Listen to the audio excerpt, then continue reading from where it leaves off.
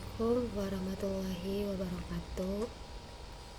Perkenalkan, nama saya Dinar, NIM 2301126. Di sini saya akan menjelaskan tentang profil organisasi Posyandu Desa Kadaung.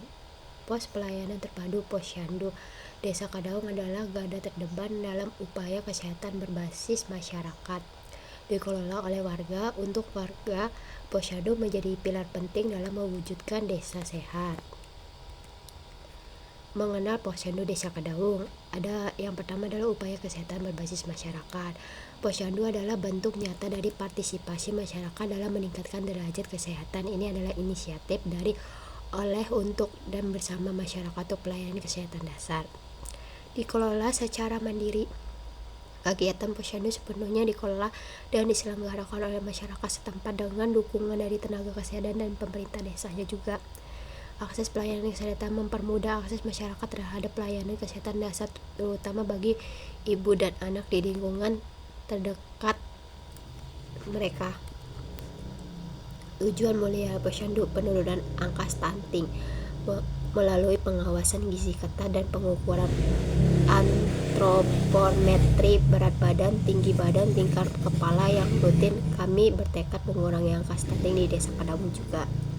Yang itu ada juga penyediaan data kesehatan akurat menjadi sumber data primer yang andal dari puskesmas dan pemerintah desa untuk perumusan kebijakan kesehatan yang tepat sasaran. Peningkatan kesehatan ibu dan anak berupaya menurunkan angka kematian ibu melahirkan dan bayi melalui pemantauan kehamilan, imunisasi lengkap, dan edukasi kesehatan.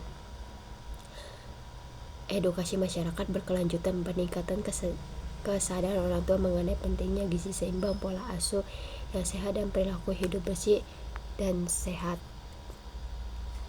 Ini juga tuh ada struktur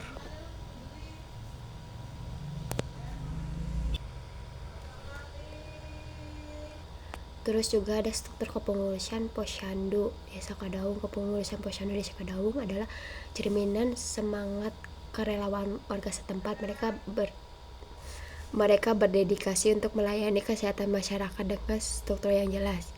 Kayak ada pembinaan Kepala Desa Kadaung, pembinaan teknis, petugas puskesmas bidan desa, ketua Posyandu, koordinator untuk kegiatan, dan kadar sekretarisnya juga ada.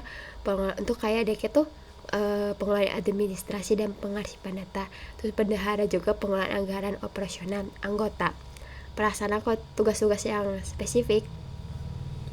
Ini ada kegiatan utama sistem 5 meja Posyandu: pendaftaran, penyuluhan, penimbangan, pencatatan. Jadi tuh sistem 5 meja tuh adalah standar operasional Posyandu yang memastikan pelayanan terintegrasi dan menyeluruh bagi setiap sasarannya, melalui bayi, balita, hingga ibu hamil dan menyusui. Setiap meja tuh kayak memiliki fungsi vital dalam rantai pelayanan kesehatan dasar. Ini juga tuh ada detail pembagian tugas dalam sistem 5 meja. Yang pertama tuh ada meja 1 pendaftaran. Jadi tuh kayak kadang melakukan pendaftaran. Jadi tuh seseorang itu kan melakukan pendaftaran, memastikan identitas si sasarannya tuh tercatat dengan benar sebagai langkah awal. Yang kedua ada tuh meja penimbangan atau pengukuran. Biasa tuh yang kalau yang buat ngukur anak-anak tuh kan itu namanya penimbangan dan pengukuran. Juga di itu tuh dilakukan penimbangan berat badan dan pengukuran tinggi atau panjang badan menggunakan alat terkalibrasi atau pemantauan pertumbuhan fisik. Yang ketiga pencatatan. Jadi tuh hasil pengukuran dicatat dalam buku KIA dan registrasi Posyandu sebagai rekam medis pengembangan kesehatan. Yang meja keempat itu kan penyuluhan.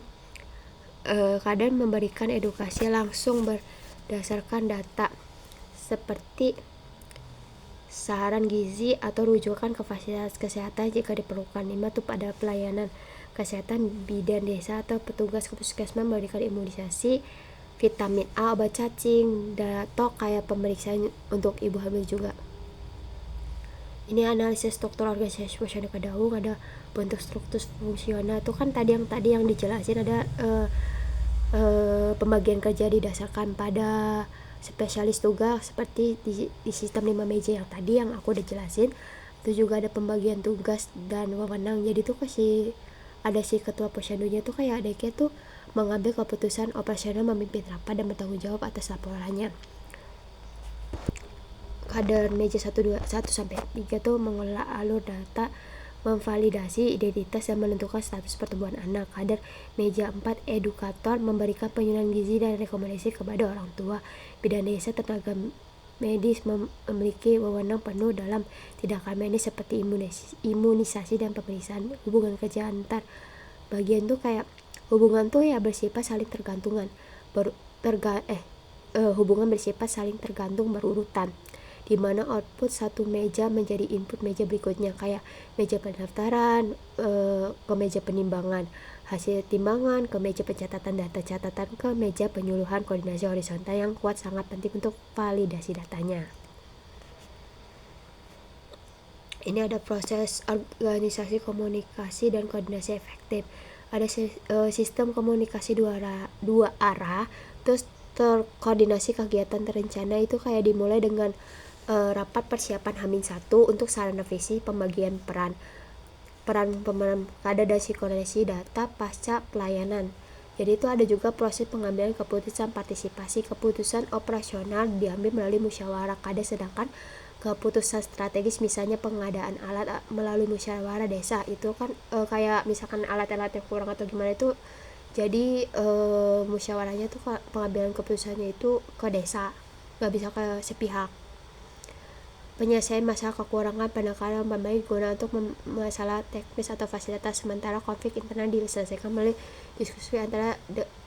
diskusi santai demi menjaga keharmonisan kerja.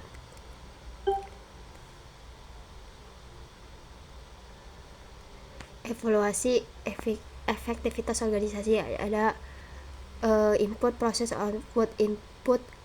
Input kadar alat kesehatan, timbangan anggaran desa, data sasaran, proses pelaksanaan sistem 5 meja, koordinasi pelaksanaan sistem koordinasi bulanan edukasi gizi. Outputnya dan data kesehatan akurat, imunisasi lengkap, pemahaman orang tua meningkat, kinerja efektif. Kedisiplinan operasional, validitas data, hubungan antar anggota. Ini juga ada aspek kurang efektifnya tuh ada fasilitas fisik, alat timbangannya tuh masih manual, belum yang sekarang. Terus itu juga bisa memperlambat dan mengurangi akurasi administrasi manualnya. Pencatatan tulis tangan memakan waktu untuk pelaporan. Kehadiran sasarannya sebagai masyarakat kurang disiplin tepat waktu, jadi kayak mereka harusnya datangnya jam segini malah datangnya terlambat. Nah itu mereka tuh kadang kebanyakan warga tuh maunya di